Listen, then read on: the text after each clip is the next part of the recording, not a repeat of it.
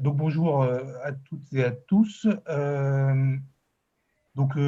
Émilien, moi-même, ainsi que Catherine Cavalin, qui hélas ne pouvait pas être là aujourd'hui, sommes membres d'un petit collectif de travail qui a été monté par Émilien, qui s'intitule Sciences sociales de la quantification, et qui s'est notamment donné comme objectif de retravailler la question sur une base empirique du gouvernement par les nombres, en essayant d'observer la diversité des pratiques, des usages sociaux du chiffre, plutôt que de partir de postulats ou de théories générales sur le sujet, toutes faites et prémâchées. Voilà un petit peu l'idée générale. Alors, on est ravis d'être là parce qu'on a publié ce texte dans un contexte très particulier sur lequel je vais revenir, mais c'est vraiment un working paper, pardon pour l'anglicisme, je dirais même plutôt un ensemble un peu hétéroclite d'observations, de propositions, qui était vraiment fait pour alimenter la discussion et fait lui-même pour bénéficier de retours. Alors, ce texte, on l'a écrit dans le contexte du premier confinement français au printemps dernier, à un moment où on observe deux choses. Enfin, on a été vraiment frappé par deux phénomènes concomitants. Donc, d'une part, un flux considérable de chiffres. Donc, voici une petite illustration avec des choses un peu plus récentes d'ailleurs. Donc, des chiffres au sens de données statistiques médiatisées, commentées, discutées, etc. Et puis, deuxième phénomène en même temps, un flux de discours, et en particulier de discours critiques sur ces chiffres ou sur l'usage qui était fait de ces chiffres, notamment par le pouvoir.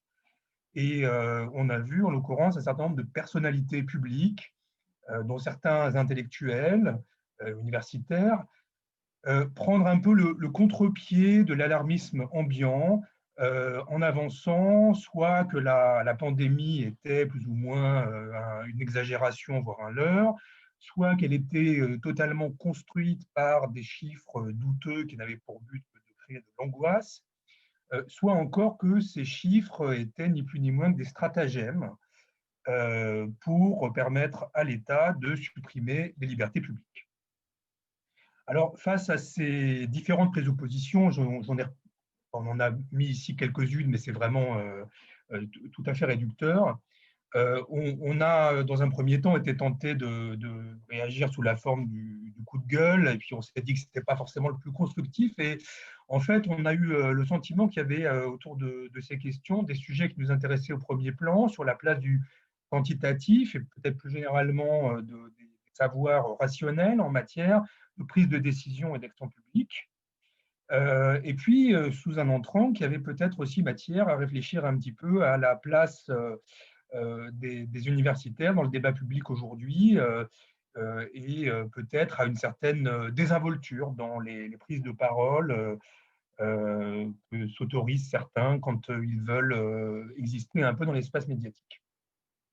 Alors, cet article, il ne s'agit pas ici de le résumer dans son intégralité, mais on a retenu un certain nombre d'axes de réflexion, de travail sur lesquels on voulait mettre un petit peu l'accent aujourd'hui. Je vais peut-être préciser tout de suite comment on a travaillé. On a essentiellement procédé à un suivi de la production statistique et journalistique en temps réel, hein, et donc en essayant de suivre un certain nombre de titres de presse en particulier pour regarder. Alors nous, ce n'était pas les conférences de presse qu'on a regardé de plus près, mais c'est vraiment les principaux journaux, les journaux de référence en France et dans quelques autres pays pour comparer, et pour essayer de voir comment est-ce que ces questions donc du chiffre, ce qu'on pourrait appeler le chiffre du Covid, les chiffres du Covid plutôt, étaient maniés et à quel type de débat, de controverse ça avait donné lieu. Alors, de tout ça, on a tiré plusieurs constats et, pardon, je ne vais pas commencer par ça. Le premier, qui relève probablement de l'évidence, mais dont il nous a paru qu'il était souvent oublié, c'est à quel point la catégorie des chiffres du Covid, qui a souvent donné lieu à une critique très monolithique, pouvait en réalité regrouper des objets extrêmement hétérogènes et de pertinence très variable, notamment en fonction des enjeux ou des questions abordées. Alors, de quoi je parle ici? De toute en fait, cette gamme d'objets symboliques qui vont du décompte de la mortalité ou du comptage quotidien des cas, des nouveaux cas, entre guillemets, jusqu'à la modélisation la plus abstraite, les extrapolations d'ordre épidémiologique, en passant par les différents taux indicateurs, le taux de reproduction et on a pu constater que, à l'occasion de ces différentes formes de controverses ou parfois de polémiques publiques, le débat qui surgissait sur la question de la fiabilité ou de la validité des chiffres était parfois relativement intéressant, alors parfois traité d'une manière très expéditive, mais que finalement des acteurs sociaux qui n'étaient pas ordinairement les plus versés dans ces questions-là se sont mis, semble-t-il, à s'intéresser d'assez près à ces questions de quelles sont des catégories statistiques, à des questions de métrologie très classiques, qu'est-ce qu'on compte, comment sont construites les données, les variables, etc., avec en particulier des questions, dans certains cas, sur la diachronie des comptages. Par exemple, est-ce que les catégories statistiques telles que le nombre de cas peuvent être traitées de manière homogène dans le temps, ou est-ce que ce sont en fait des manières de mesurer qui changent au fil, par exemple, de l'évolution des techniques de dépistage, et puis des questions aussi plus synchroniques, en particulier comment travailler avec des sources hétérogènes, des sources d'origine diverses, voire éventuellement est-ce qu'il est possible et dans quelle mesure de faire de la comparaison internationale sur, par exemple, la mortalité. Donc des débats qui montraient que au-delà de la complexité du sujet, il y avait évidemment, pour des raisons qu'on peut tout à fait comprendre, mais il ne reste pas moins un intérêt assez prononcé pour des questions presque théoriques, épistémologiques, statistiques, qui ne sont pas du tout aussi communément traitées. Le deuxième point qui nous a frappé, c'est que pour les pays sur lesquels on a porté notre regard, en particulier la France, et puis à titre comparatif, l'Italie, l'Espagne et un petit peu la Grande-Bretagne ou les États-Unis, qu'on pourrait appeler les producteurs de chiffres de métier, c'est-à-dire les administrations publiques. Chez nous, c'est en particulier l'Institut national de statistique, c'est aussi l'Institut national de démographie, mais aussi les épidémiologistes, on ne va pas les citer ici, mais l'Imperial College, Oxford, etc., jusqu'aux modélisateurs de ces mêmes organismes. Donc ces producteurs ont, dans l'ensemble, travaillé d'une manière transparente, prudente, réflexive. Ce qui ne veut pas dire que, une fois les données produites mises en circulation, leur travail ait été manipulé avec toute la rigueur requise, mais il nous a semblé que, en revenant justement à ces travaux d'origine, ou en revenant un peu à l'origine des données produites, on pouvait là aussi constater quelque chose qui était très loin du supposé aveuglement des producteurs de chiffres, de cette thèse d'un aveuglement qui était soulevée par un certain nombre d'universitaires. On a notamment regardé et conduit aussi quelques entretiens avec des professionnels de l'INSEE qui nous ont permis de constater comment l'Institut s'était mobilisé d'une manière tout à fait originale, et en particulier avait fait un effort absolument considérable, y compris en repensant toute son organisation interne, pour non seulement mettre à disposition au public des données de mortalité en particulier le plus vite possible, mais également pour fournir des éléments de cadrage, des clés explicatives, des informations aussi précises que possible sur la constitution des données, qui permettaient à qui voulait bien faire l'effort de s'informer, de savoir très précisément comment les données étaient faites et, par exemple, qu'est-ce qu'elles prenaient en compte, en quoi est-ce qu'il pouvait y avoir sous-déclaration, par exemple. Voilà. Et puis, il y a un dernier domaine sur lequel on a réfléchi, qui est celui de la diversité aussi des usages, des appropriations de ces productions quantitatives. Et l'exemple sur lequel on a travaillé, c'était un travail assez stimulant et assez amusant à certains égards, bien que l'époque n'était pas tellement à la rigolade, elle n'est toujours pas aujourd'hui. C'est que cet exemple qu'on a choisi, vous en parliez tout à l'heure, hein, c'est la mise en place d'une politique de mitigation, au nom notamment de ce fameux mot d'ordre de flatten the curve qui a été décliné dans toute une série de langues et de pays. Et on a été frappé de voir à quel point l'apparition même, la genèse même de cette théorie d'action sanitaire ou de cette doctrine d'action sanitaire était éloignée de l'image classique du biopouvoir vertical, autoritaire, etc. Et qu'il s'agissait à bien des égards d'une construction collective qui impliquait très fortement les populations et qui donnait lieu à ce qu'on pourrait appeler une pédagogie non seulement du chiffre, mais aussi une pédagogie des biens collectifs, ce qui a été par exemple l'occasion de rappeler d'une manière très claire ce qu'étaient les capacités d'accueil des services d'urgence en hôpital, comment est-ce qu'il fallait en tenir compte, à la fois pour préserver la santé des populations, mais aussi pour soulager le travail des soignants. Voilà, donc je passe la parole à Émilien pour continuer. Émilien, est-ce que tu veux que je m'occupe de... Il faut juste que tu ne partages plus ton écran pour que je puisse partager. D'accord, donc c'est comme ça qu'on fait alors. Il vous reste environ 5-6 minutes là, si on veut laisser du temps pour la discussion. Ça va aller. Alors, j'ai juste le problème de partage.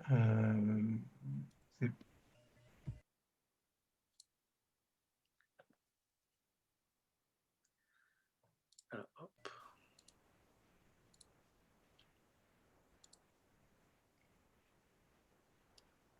Alors, juste, donc ça irait, je vais essayer d'aller un peu vite, mais pour continuer, l'une des choses sur lesquelles qui nous a fait réagir et qui nous a fait travailler, comme le vient de l'évoquer Fabrice, c'était aussi que l'un des arguments qui a été beaucoup soulevé par une partie des textes qui nous ont fait réagir au départ relevait notamment dans le cas français qu'il n'y aurait pas eu de débat sur les données qui nous étaient présentées.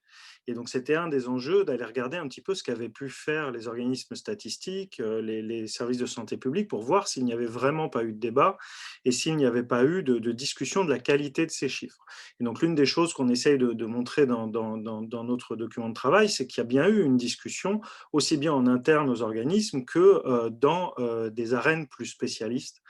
Une chose qui a été soulevée dans les lectures qui ont pu être faites de ce document, c'est notamment le fait qu'on avait peu pris en considération les usages, alors qu'au départ on pensait appeler des usages profanes, mais le terme serait en réalité mal choisi, parce qu'on ne peut pas vraiment parler là, dans ce qu'on va vous montrer dans un instant, d'usage profane, mais en tout cas d'usage de non spécialistes des questions de santé publique, des données relative notamment à la mortalité. Et le fait que cette épidémie et la situation dans laquelle on s'est trouvé a permis d'observer ce qu'on pourrait percevoir, mais il faudrait faire une enquête, hein, une sorte d'augmentation des usages et réusages des données publiques sur les données de santé par tout un tas d'acteurs qui ne sont pas forcément des spécialistes de ces questions. Alors, l'idée était simplement de vous montrer là des choses du coup qui vont un peu au-delà et qui seraient des pistes à explorer au-delà du document qu'on a déjà mis en ligne.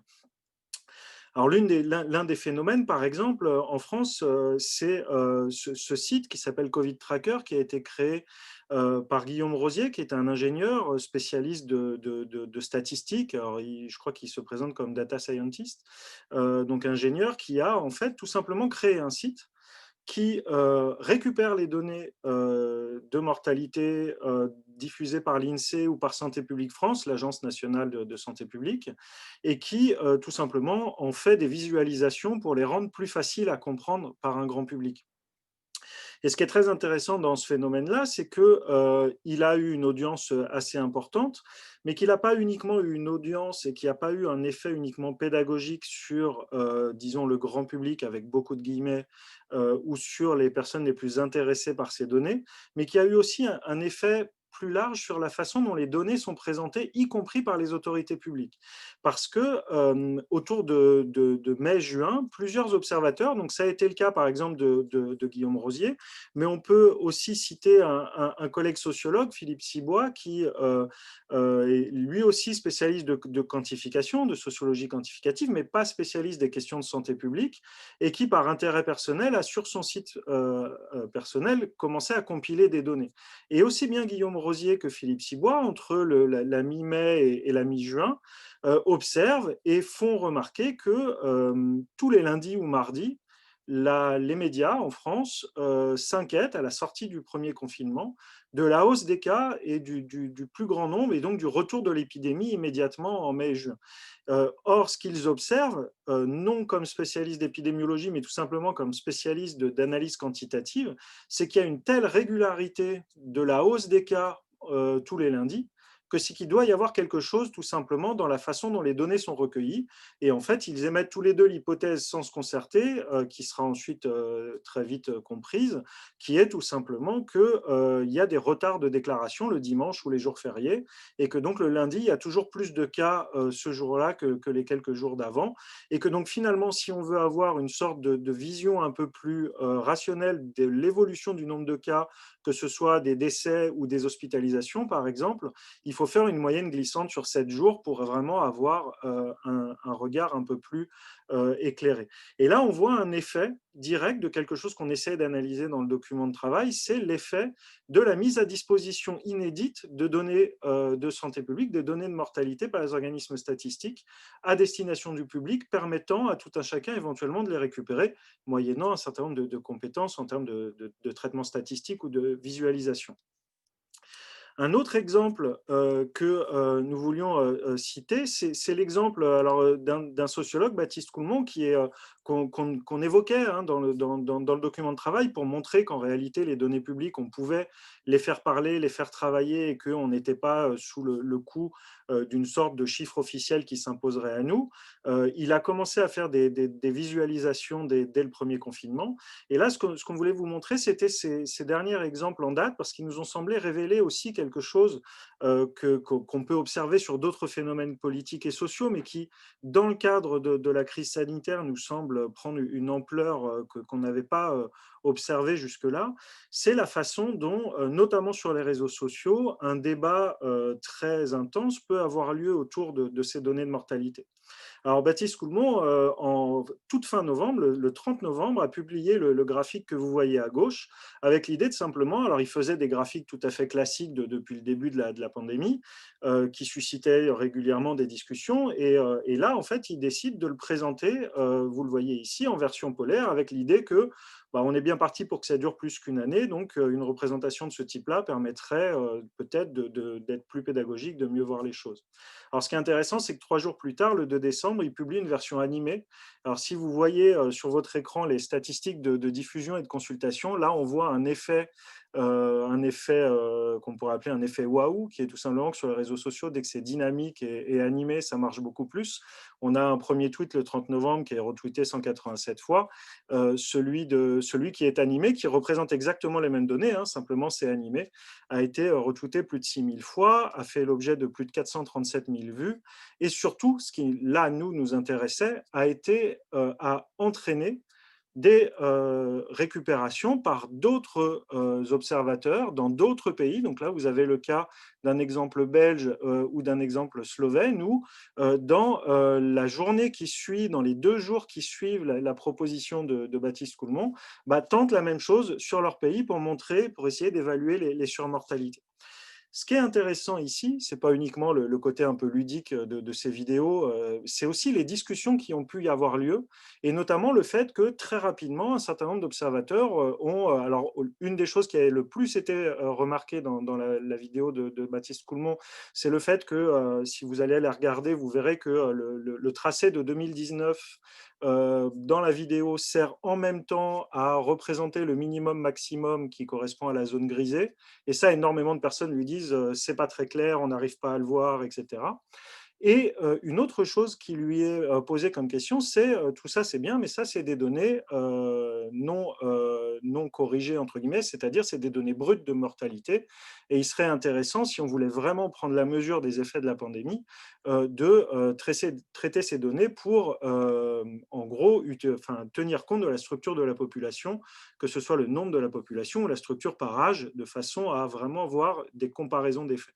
Eh bien ça, très rapidement, le 3 décembre, un économiste, donc encore une fois, certes un chercheur, mais pas un chercheur spécialiste de santé publique, un spécialiste de macroéconomie, reprend l'idée, reprend les données et cette fois-ci corrige les données, ajuste les données par la structure démographique du pays et en plus remonte à partir de données disponibles elles aussi à une période plus ancienne, de façon à intégrer ce qu'on a appelé la grippe de Hong Kong de 1969-1970.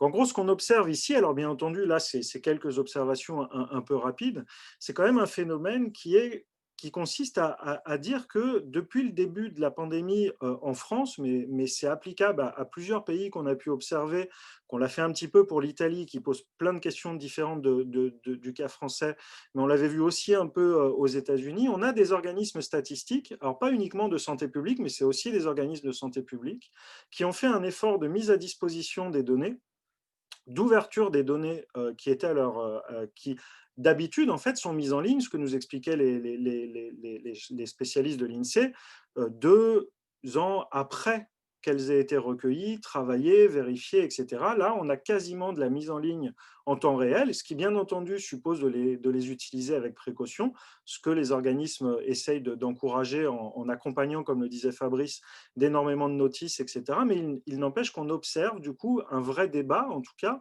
Alors là, c'est l'exemple des réseaux sociaux, mais en fait, l'exemple de Philippe Cibois que je prenais tout à l'heure, c'est une liste de diffusion de spécialistes des questions de quantification et on pourrait en réalité prendre quasiment toutes nos listes professionnelles et si on regardait un petit peu ce qui s'est publié depuis le mois de février-mars dernier, voir que beaucoup de collègues se sont saisis de la question pour tenter des quantifications et la source de tout ça, c'est les données de mortalité, par exemple, de différents pays, ce qui nous semble, en fait, finalement, confirmer ce que l'on essayait de montrer dans le document de travail qu'on a mis en ligne, c'est que, tout simplement, ces données ont bien suscité des discussions, ont bien entraîné du débat et ont permis à un plus grand nombre de personnes de se saisir de ce phénomène depuis le mois de mars dernier. Je m'arrête ici pour ne pas dépasser trop le temps de parole. Merci beaucoup. Je laisse la parole tout de suite à Jean-Guy pour la discussion. OK, merci. Alors, je vais faire simplement quelques petites remarques sur la situation au Québec, puis un peu par extension au Canada. Je n'ai pas autant d'informations sur, disons, les usages secondaires qui ont pu être faits des données. Je ne sais pas si on a l'équivalent de ça au Québec, autant d'inventivité. Mais disons, au Québec, je pense qu'un point important du papier, moi, que j'ai lu, évidemment, c'est de souligner devant le scepticisme qui a pu être manifesté au début à l'égard des chiffres, combien c'est complexe de produire ces chiffres-là, puis tout l'appareillage qui est mis en place pour arriver à les produire rapidement. Alors, ici au Québec, évidemment, comme en France, comme à peu près partout, les données sont rendues publiques chaque jour par l'INSPQ et elles se fondent essentiellement sur des rapports qui sont envoyés par des hôpitaux, des centres des centres de soins de personnes âgées, l'administration qui est en charge des tests à travers des plateformes numériques qui ont été conçues expressément à cette fin. Les définitions de tout ça sont très claires. Lorsqu'on a procédé à des changements de définition en cours de route, ce qui est arrivé dans le cas de ce qui est une hospitalisation, par exemple, c'est clairement expliqué, on voit la coupure. On a connu des problèmes de transmission, disons, qui ont donné lieu à des anecdotes assez croustillantes là, sur l'usage du fax ou parfois du courrier postal pour transmettre certaines données. Mais comme il y a une révision constante des données qui est faite après un certain temps, ces choses-là ont été corrigées. De plus, il y a des formes de vérification indépendantes qui sont faites à terme, notamment par l'Institut de la statistique du Québec. Ici aussi, on a procédé.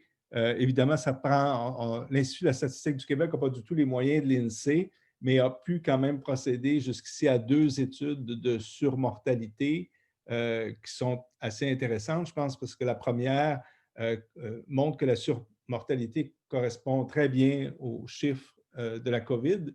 Et la deuxième, qui est très récente, montre qu'au contraire, il y a toute une surmortalité qui n'est pas expliquée par la COVID. Et puis, l'hypothèse, évidemment, c'est les effets secondaires du confinement du printemps qui jouent là. Donc, ça, on a ces études-là.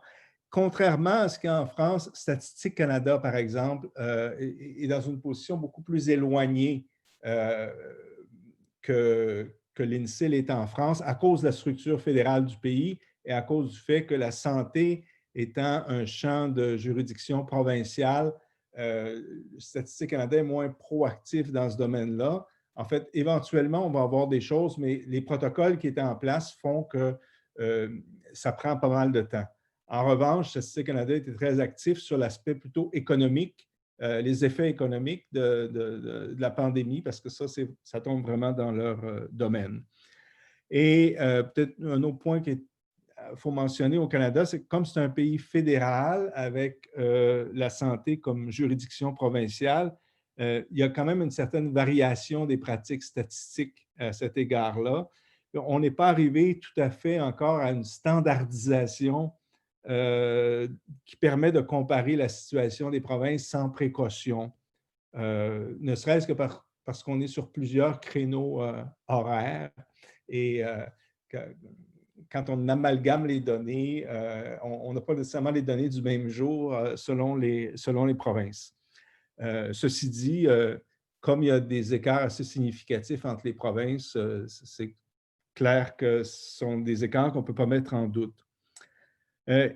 Contrairement à ce que vous rapportez pour la France, il me semble qu'ici, si on met à part là, les milieux purement conspirationnistes, il n'y a pas eu d'attaque frontale contre la fiabilité des données. Puis en fait, l'attaque la plus exhaustive à l'endroit des politiques du gouvernement que je connaisse, c'est le livre de Normand Mousseau qui est paru il y a quelques jours et que j'ai lu rapidement. Donc, ça, c'est une critique de fond de la stratégie adoptée par le gouvernement, mais à aucun moment, il ne remet en cause les données qui sont produites. Au contraire, il s'appuie pas mal sur ces données-là. En fait, une chose qu'on a vue dans une attitude un peu, disons, dans le public ou dans les médias, c'est presque l'inverse. C'est une demande très, très forte pour plus de données sur plus de questions. Par exemple, des demandes pour des données qui seraient presque en temps réel.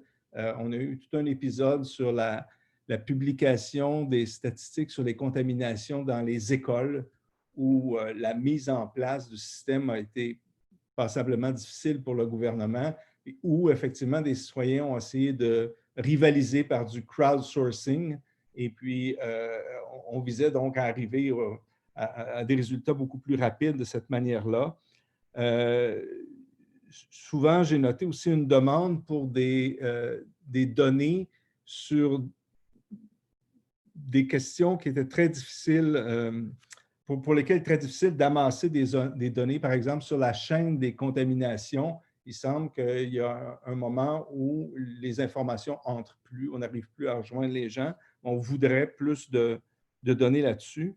Et plus généralement, je dirais une absence de considération du coût que peuvent représenter la collecte de certaines données.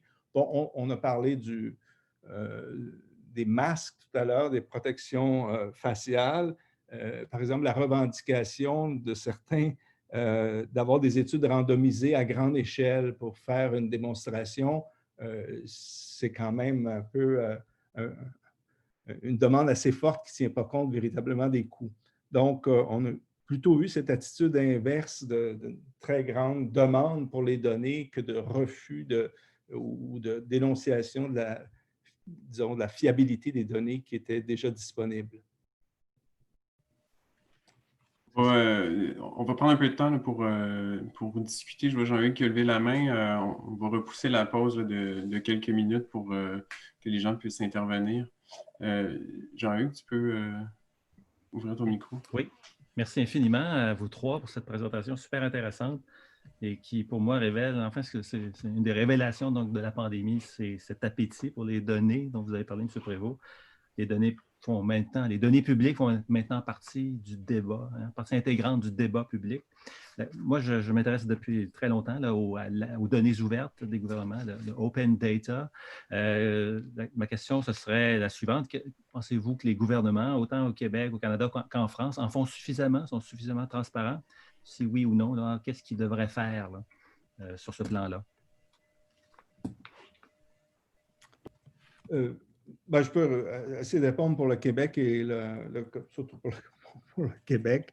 Ben, je pense que tout le monde est d'accord pour reconnaître que le Québec est en retard à cet égard-là, comparé à ce qu'on va trouver, par exemple, aux États-Unis.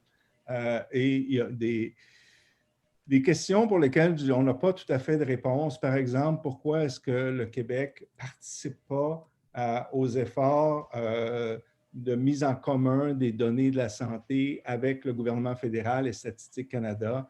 Ça ne touche pas seulement la COVID, évidemment, mais même chose pour les statistiques sur le cancer, on a le même problème.